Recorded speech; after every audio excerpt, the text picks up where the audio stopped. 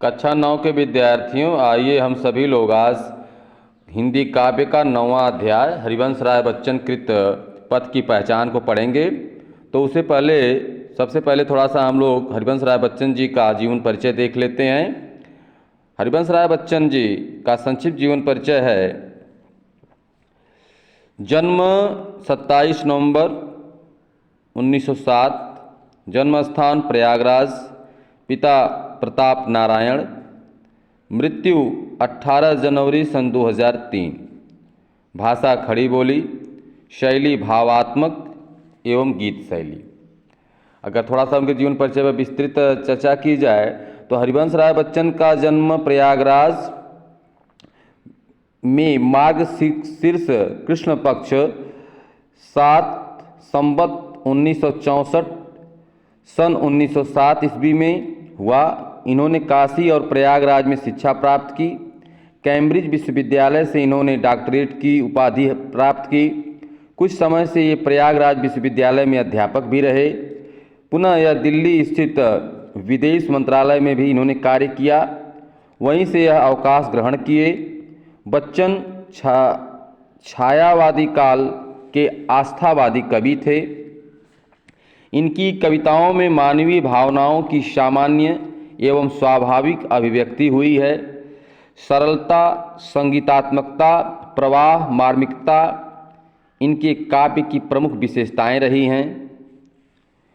इन्हीं से इनको इतनी अधिक लोकप्रियता प्राप्त हुई। बच्चन जी को उनकी आत्मकथा के लिए भारतीय साहित्य के लिए सर्वोच्च सरस्वती पुरस्कार से सम्मानित किया गया। यह पुरस्कार उनको 1991 में प्राप्त हुआ। इसके अतिरिक्त इन्हें साहित्य अकादमी पुरस्कार, सोवियत लैंड नेहरू पुरस्कार, एफ्रो एशियन राइटर्स कॉन्फ्रेंस का लोटस पुरस्कार भी प्राप्त हुआ। राष्ट्रपति ने भी इन्हें पद्म विभूषण यानी पद्म भूषण से अलंकृत किया। 18 जनवरी सन 2003 ईस्वी में बच्चन जी का निधन हो गया। इनकी प्रमुख रचनाएं मधुशाला, निशा निमंत्रण, प्रणय पत्रिका, मधु कलश, एकांत संगीत, संतरंगड़ी, मिलन यामिनी, बुद्ध का नाच घर, त्रिभंगिमा, आरती और अंगारे तथा जाल समेटा प्रमुख हैं। मधुबाला और मधुशाला, हाला और प्याला इन्होंने प्रतीकों के रूप में स्वीकार किया। साहित्यिक सेवाओं पर अगर नज़र डाली जाए तो पहली पत्नी की मृत्यु के बाद घोर विषाद और निराशा के कारण इनका जीवन उसी में सिमट गया था। स्वर हमको निशा निमंत्रण में प्राप्त एवं एकांत संगीत में सुनने को मिलते हैं इनके दुख के स्वर। इसी समय से इनके हृदय की गंभीर वृत्तियों का विश्लेषण आरंभ हुआ, किंतु संतरंगड़ी में फिर नीड़ का निर्माण फिर किया गया। जीवन का प्याला एक बार फिर उल्लास और आनंद के आसव से छलकने लगा। बच्चन वास्तव में व्यक्तिवादी कवि रहे। बंगाल का काल तथा इसी प्रकार की अन्य रचनाओं में इन्होंने अपने जीवन के बाहर विस्तृत जनजीवन पर भी दृष्टि डालने का प्रयत्न किया। इन परवर्ती रचनाओं में कुछ नवीन विषय उठाए गए, कुछ अनुवाद भी प्रस्तुत किए। इनमें कवि की विचारशीलता तथा चिंतन की प्रधानता रही। वास्तव में इनकी कविताओं में राष्ट्रीय उद्गारों, व्यवस्था में व्यक्ति की असहायता और बेबसी के चित्रण भी दिखाई पड़े। इनकी भाषा शैली भावावेशपूर्ण तन्मयता में नहीं रही, जो उनकी आरंभिक रचनाओं में पाठकों और श्रोताओं को मंत्रमुग्ध करती रहती है। इन्होंने सरस खड़ी बोली का ही केवल प्रयोग किया। शैली इनकी भावात्मक गीत शैली है, जिसमें लाक्षणिकता और संगीतात्मकता का विशेष दृष्टव्य होता है, दिखाई देता है। तो आइए बिना देरी किए हम लोग बढ़ते हैं आपके द्वारा रचित पथ की पहचान। पूर्व चलने के बटोही बाट की पहचान कर ले, पूर्व चलने के बटोही बाट की पहचान कर ले। पुस्तकों में है नहीं छापी गई इसकी कहानी, हाल इसका ज्ञात होता है न औरों की जबानी। हाल इसका ज्ञात होता है न औरों की जबानी, अनगिनत राही गए इस राह से उनका पता क्या। पर गए कुछ लोग इस पर छोड़ पैरों की निशानी, पर गए कुछ लोग इस पर छोड़ पैरों की निशानी। यह निशानी मूक होकर भी बहुत कुछ बोलती है, खोल इसका अर्थ पंथी पंथ का अनुमान कर ले। पूर्व चलने के बटोही बाट की पहचान कर ले। पूर्व चलने के बटोही बाट की पहचान कर ले। प्रिय विद्यार्थियों, यह पाठ आपके लिए अत्यंत महत्वपूर्ण है। पथ की पहचान, चलने से पहले हे पथिक अपने पथ की पहचान कर ले। प्रत्येक व्यक्ति को अपने जीवन में जो भी कार्य करना है, जो भी कार्य करके सफल होना है, उसके बारे में पहले से ही दृढ़ निश्चय हो लेना चाहिए और अपने गुणों को तलाश करके अपनी मंजिल की तलाश करनी चाहिए। यही इस पाठ का मुख्य उद्देश्य है। कवि कहता है कि पूर्व चलने के बटोही, चलने से पहले हे पथिक, बटोही माने पथिक, चलने से पूर्व अपने बाट की, अपने रास्ते की पहचान कर ले, अपने मार्ग की पहचान कर ले। आपको चलना कहाँ है, करना क्या है, इसके बारे में पहले से ही दृढ़ निश्चय हो ले, संकल्पित हो ले। अपने अंदर की काबिलियत को जान ले कि आप कर क्या सकते हो और जो कर सकते हो उसे दृढ़ निश्चय करके आप आगे बढ़ो। कवि कहता है कि पुस्तकों में है नहीं छापी गई इसकी कहानी। आपके मंजिल प्राप्ति, आपकी सफलता की कहानी पुस्तकों में नहीं छपी है, अर्थात पुस्तकों में इसकी कहानी नहीं छपी मिलेगी। आपको स्वयं कर्म करना पड़ेगा, स्वयं अपने पथ की पहचान करनी होगी और उस पर आपको आगे बढ़ना होगा। हाल इसका ज्ञात होता है न औरों की ज़बानी। आपकी सफलता का हाल और नहीं बता सकते, औरों के माध्यम से आपको इसकी जानकारी नहीं प्राप्त होगी।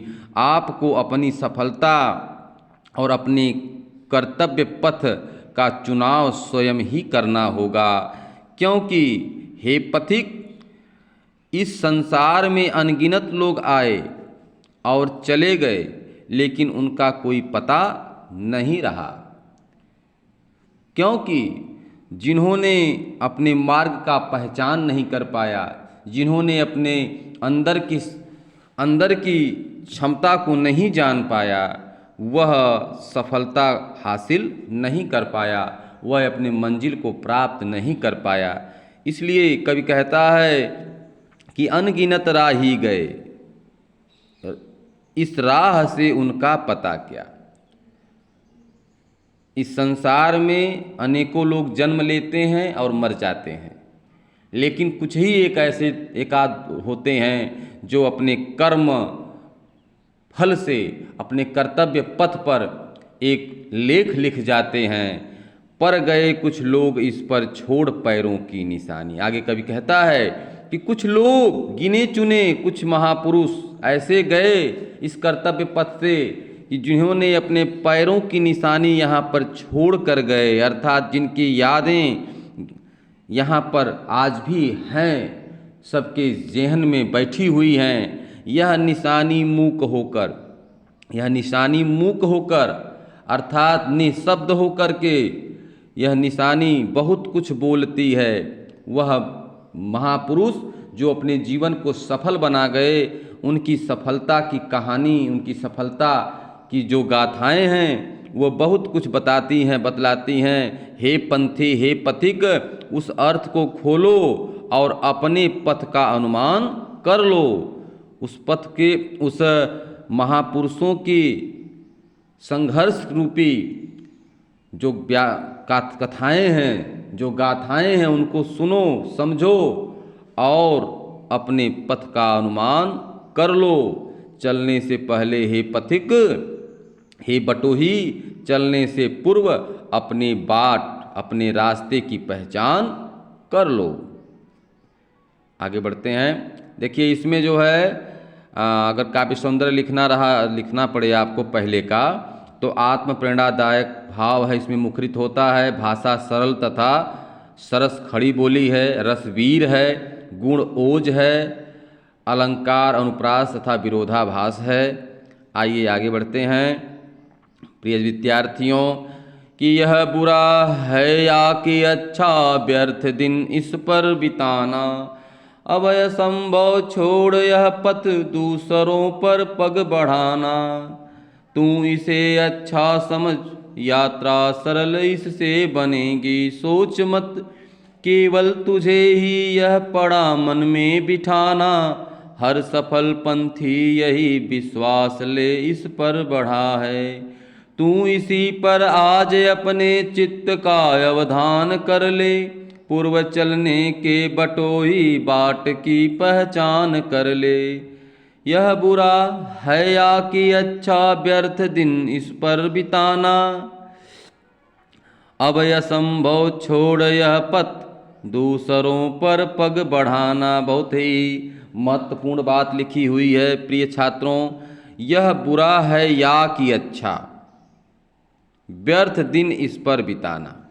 आपने किसी काम को प्रारंभ कर दिया और जब वह कार्य आप चलने लगा तो फिर रास्ते में आपने उसे बुरा समझ करके, अच्छा नहीं है, अच्छी आमदनी नहीं हो रही है, अच्छी कमाई नहीं हो रही है, अच्छी सफलता मिलने का अवसर नहीं है, ऐसा सोच करके, या कार्य छोटा है ऐसा सोच करके आप पुनः उससे विमुख हो रहे हैं, या अच्छा है ऐसा आपके मन में यह भाव चल रहे हैं और इस पर आपका समय व्यतीत होता चला जा रहा है।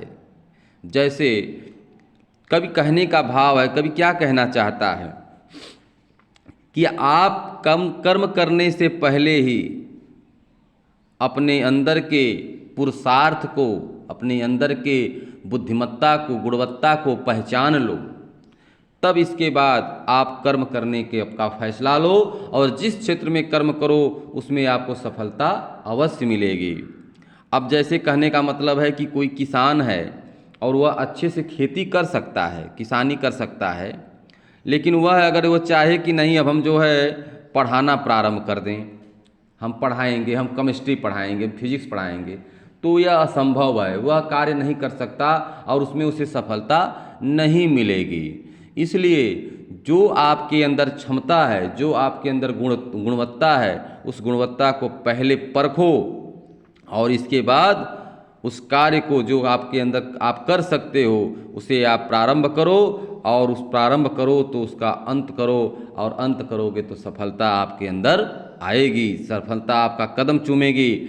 और ऐसा करके आपने कुछ दिन कोई काम किया, जैसे आपने सपोज करो कि आपने जो है सब्जी की दुकान किया, फिर कुछ दिन बाद आपको लगे कि नहीं जो है सब्जी में फ़ायदा नहीं हो रहा है, चलो आज से हम जो है अब किराना की दुकान कर लेते हैं। तो फिर किराना की दुकान किए, फिर उसमें आपको लगे कि अरे ये तो अच्छा नहीं है, चलो ये दूसरा करते हैं, तो ये इसमें आपका समय नुकसान होगा और आपको सफलता मिलने वाली नहीं है। इसलिए यह असंभव ऐसा सोच करके आप पथ को छोड़ करके दूसरों पर पग बढ़ाते रहेंगे और समय आपका बीत जाएगा। इसलिए कवि कहता है कि तू इसे अच्छा समझ, जिस मार्ग को तूने एक बार चुन लिया उसे अच्छा समझ, इससे तेरी यात्रा सरल बनेगी और तू जीवन में सफल होने के तेरे बहुत से गुण दिखाई देंगे।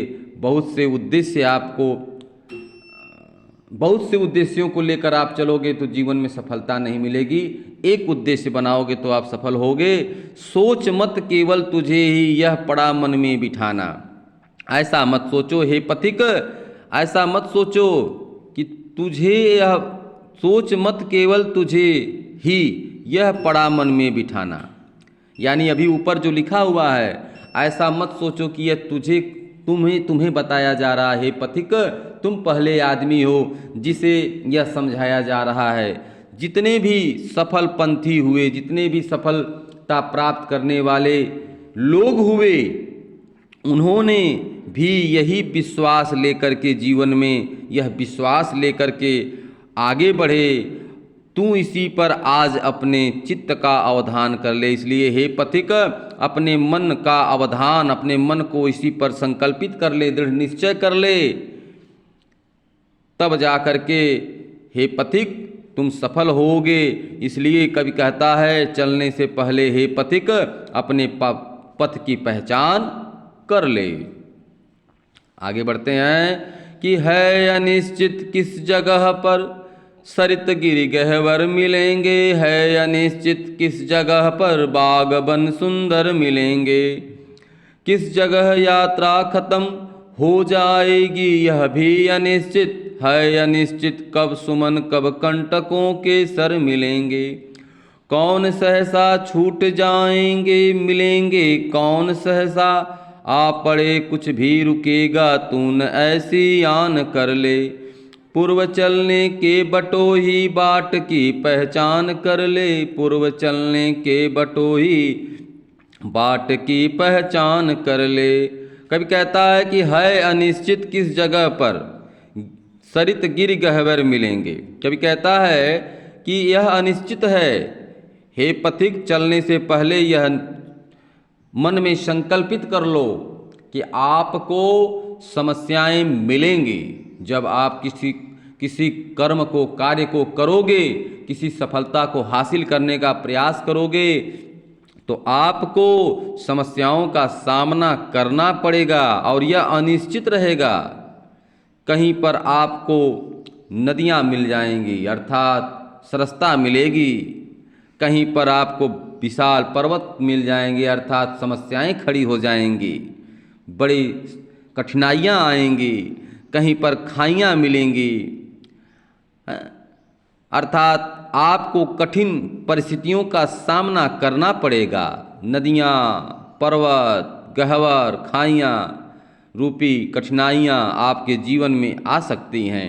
जब आप सफलता हासिल करने के लिए निकलोगे तो आपको इनका सामना करना पड़ेगा।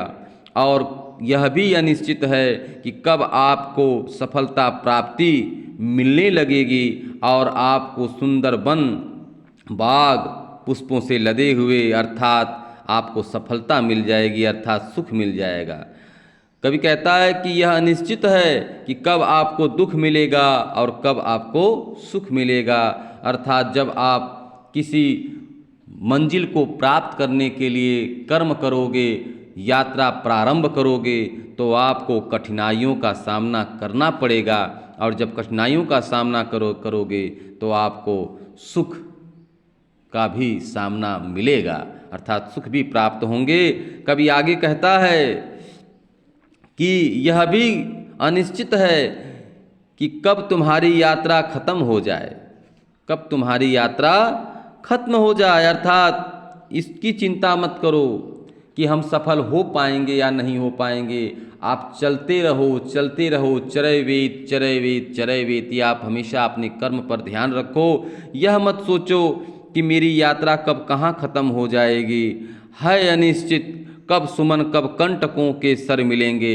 यह भी अनिश्चित है कि कब आपको फूलों सा सुख मिलेगा, कब कांटों सा कष्ट मिलेगा, कौन सहसा छूट जाएंगे।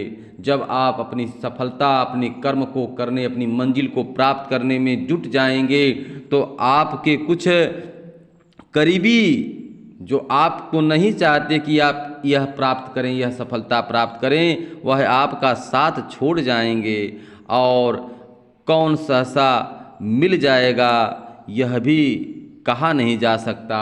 जो आपकी सफलता में बाधक बनना चाहेगा वह छूट जाएगा, जो आपकी सफलता में आपका साथ देने वाला होगा वह अचानक मिल जाएगा।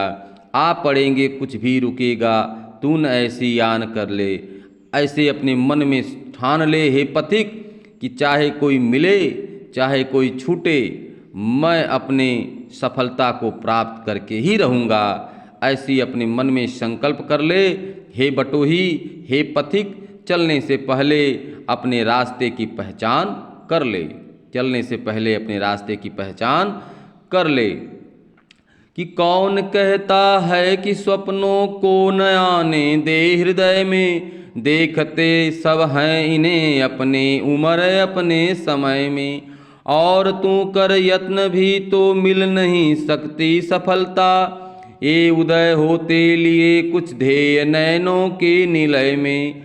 किंतु जग के पंथ पर यदि स्वप्न दो तो सत्य 200, स्वप्न पर ही मुग्ध मत हो, सत्य का भी ज्ञान कर ले। पूर्व चलने के बटोही बाट की पहचान कर ले, पूर्व चलने के बटोही बाट की पहचान कर ले।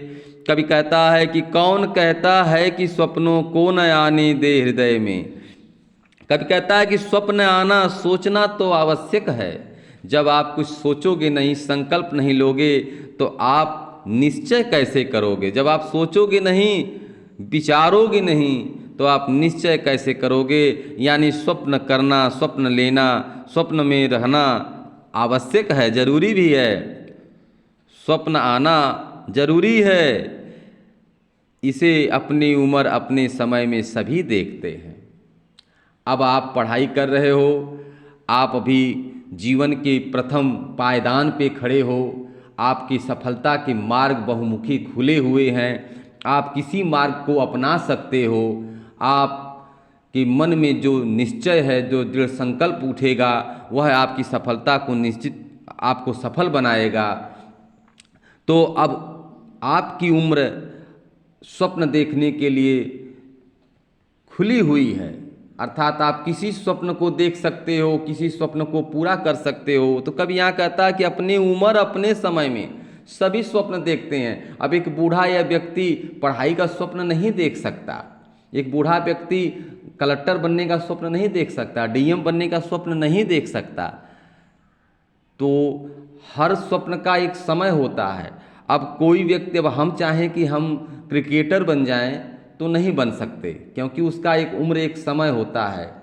अब आप आर्मी में ज्वाइन होना चाहते हैं और 50 साल की उम्र में आप चाहें कि हम आर्मी में भर्ती हो जाएं, तो आप नहीं हो सकते। उसका भी एक उम्र होता है, एक समय होता है। इसलिए कभी कहता है कि अपनी उम्र अपने समय में अपने अपने हिसाब से सभी स्वप्न देखते हैं और उसे पूरा करने की कोशिश करते हैं। इसलिए हे पथिक, तू भी अपनी उम्र के हिसाब से अपने स्वप्न को देख सकते हो। और तू कर यत्न भी तो मिल नहीं सकती सफलता। यदि बिना स्वप्न देखे तुम यत्न करोगे तो तुम्हें सफलता नहीं मिल सकती, क्योंकि पहले सोचना पड़ता है, पहले विचार करना पड़ता है। कभी कहता है आगे कि यह उदय होते लिए कुछ ध्येय नैनों के निलय में। जो स्वप्न होते हैं, स्वप्न तो हजारों आते हैं, लेकिन जो उद्देश्य होते हैं, जो ध्येय होते हैं, वह नैनों के निलय यानी नीले आकाश में या उदित होते हैं। जैसे सूर्य उदित होता है आकाश में, उसी प्रकार आपके नेत्र रूपी निलय में भी वह उद्देश्य उदित होते हैं, प्रकट होते हैं, उदित होते हैं। किंतु जग के पंथ पर, कभी आगे भी कहता है, किंतु संसार रूपी पथ पर अगर स्वप्न 2 हैं तो सत्य 200 हैं। अर्थात स्वप्न देख लेने से सफलता नहीं मिलेगी, सत्य से भी 2-4 होना पड़ेगा। इसलिए हे पथिक, स्वप्न पर मुग्ध मत हो, स्वप्न देखकर मुग्ध मत हो। मुंगेरी लाल के सपने की तरह कि हम अमीर बन जाएंगे, हम विश्व विजेता बन जाएंगे, हम संसार में सबसे बलवान बन जाएंगे। केवल सोच लेने से, स्वप्न देख लेने से आपकी सफलता आपको पूर्ण नहीं होने वाली है। इसलिए सत्य का भी ज्ञान कर ले, सत्य का भी ज्ञान कर ले। अगर आप मुंगेरी लाल के सपने देखेंगे और अपने को अमीर बनाने की कोशिश करेंगे सपने में ही, तो कभी संभव नहीं होना है। इसलिए कवि कहता है कि स्वप्न अगर 2 हैं तो सत्य 200 हैं। अर्थात कठिन परिस्थितियों से आपको सामना करना पड़ेगा, कठिनाइयों से गुजरना पड़ेगा, संघर्ष करना पड़ेगा। केवल स्वप्न पर मुग्ध मत हो, सत्य का भी ज्ञान कर ले। हे बटोही, हे पथिक, चलने से पहले अपने रास्ते की पहचान कर ले। आगे बढ़ते हैं कि स्वप्न आता स्वर्ग का, दृग्कारकों में दीप्ति आती, पंख लग जाते पगों को ललकती उन्मुक्त छाती। रास्ते का एक कांटा पांव का दिल चीर देता, रक्त की दो बूंद गिरती एक दुनिया डूब जाती। आँख में हो स्वर्ग स्वर्ग लेकिन पांव पृथ्वी पर टिके हो, कंटकों की इस अनोखी सीख का सम्मान कर ले। पूर्व चलने के बटोही, बाट की पहचान कर ले। पूर्व चलने के बटोही, बाट की पहचान कर ले। कभी कहता है स्वप्न आता स्वर्ग का, यदि आपको स्वप्न स्वर्ग का आता है और दिग में कारकों की दीप्ति आती, कारकों की दीप्ति आती, आपको स्वप्न तो स्वर्ग का आ रहा है और पंख लग जाती पगों को ललकती उन्मुक्त छाती।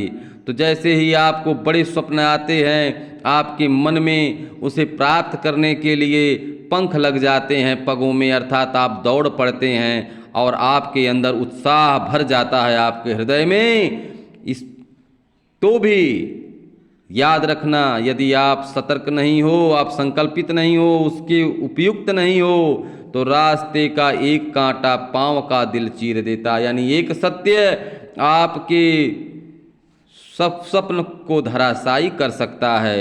इसलिए हे पथिक, रक्त की दो बूंद गिरती एक दुनिया डूब जाती। जैसे ही आप का पांव दुख रूपी असफलता रूपी कांटे से फट जाता है, चुभ जाता है, तो रक्त की एक बूंद गिरती, रक्त की दो बूंद गिरती एक दुनिया, यानी एक स्वप्न जो आपने सजा रखा है, बिठा रखा है अपने हृदय में, और आप उस पर जब चलने लगे और आपके अंदर वह पुनः प्रारंभ वाली लाइन को ध्यान रखेंगे। यह देखिए लास्ट है, यहाँ पे थोड़ा समझने का ध्यान रखेंगे आप। कभी यहाँ कहना चाहता है कि यदि आपके अंदर क्वालिटी नहीं है, गुणवत्ता नहीं है किसी काम, किसी सफलता को प्राप्त करने की, और आपने उस गुणवत्ता के विपरीत आपने स्वप्न देख लिया, तो निश्चित है कि वह स्वप्न पूरा नहीं होगा और एक दुनिया आपकी डूब जाएगी, एक स्वप्न आपका डूब जाएगा। आँख में हो स्वर्ग लेकिन, इसलिए कभी कहता है कि आँख में स्वर्ग हो, स्वप्न भरा हो, लेकिन पांव पृथ्वी पर टिके हों। अपनी गुणवत्ता, अपनी काबिलियत को ध्यान रखें। इसीलिए आम भाषा में लोग कहते हैं कि पांव हमेशा धरती पे टिका के चलना चाहिए, अर्थात अपनी गुणवत्ता और अपनी बलवत्ता को बुद्धिमत्ता को ध्यान में रख करके ही अपने कार्य को प्रारंभ करना चाहिए। अब आपके अंदर बल थोड़ा भी नहीं और आप हाथी से जाके उलझ जाएं, आप जो है जा कर के उससे बाज जाएं, तो क्या आप हाथी को पटक पाएंगे? आपके अंदर एक हाथी को पटकने के लिए कम से कम 2 हाथियों का बल होना चाहिए। तो कहने का मतलब यहाँ पर कवि के है कि आप जो स्वप्न देख रहे हैं, वह स्वप्न देखने से पहले आपके अंदर की गुणवत्ता को झांक लेना होगा, अपने अंदर की क्वालिटी, अपने अंदर के बल और पुरुषार्थ को जान लेना होगा। इसलिए कंटकों की इस अनोखी सीख का सम्मान कर ले। जो आपको सामने मार्ग में संकट आते हैं, जो मार्ग में बाधाएं आती हैं, उस कांटे रूपी बाधाओं की सीख का तुम सम्मान कर ले। हे बटोही, हे पथिक, चलने से पहले अपने पथ की पहचान कर ले। उम्मीद है छात्र छात्राओं, मेरे द्वारा समझाए गए इस पाठ को आपको समझ में आया होगा। आने वाले समय में मैं पुनः इस पाठ पर वीडियो बनाऊंगा और बेहतर ढंग से आप इसे सुनें, समझें, और यह आपके जीवन के लिए काफ़ी प्रेरणादायी पाठ है। प्यारे बच्चों, अपने जीवन के लक्ष्य को निर्धारित करने से पहले कवि यही समझाना चाहता है कि अपने जीवन के लक्ष्य को निर्धारित करने से पहले अपने अंदर के पुरुषार्थ को झांक लेना चाहिए, समझ लेना चाहिए कि आप कर क्या सकते हो। ये ध्यान रख करके आपके अंदर गुणवत्ता क्या है। यदि आप के अंदर वो लंबाई नहीं है और आप बनना चाहते हो आर्मी का जवान, नहीं बन सकते। आपके अंदर